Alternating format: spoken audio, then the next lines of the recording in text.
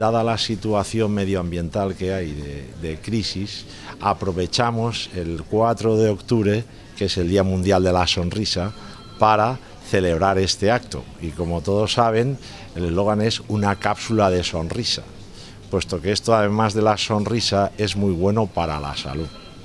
Yo lo sé porque he trabajado como facultativo durante muchos años.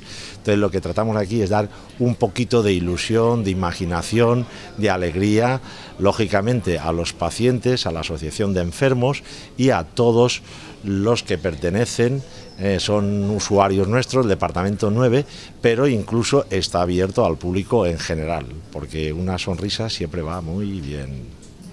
Los magos solidarios son 4 o 5 magos, entre ellos pues es Vicente García Real, el profesor Lesman, el profesor Aldec, que además, para que lo sepa la gente, ha tenido que adelantar un viaje de un mes porque ha venido de Colombia para hacer esta actuación.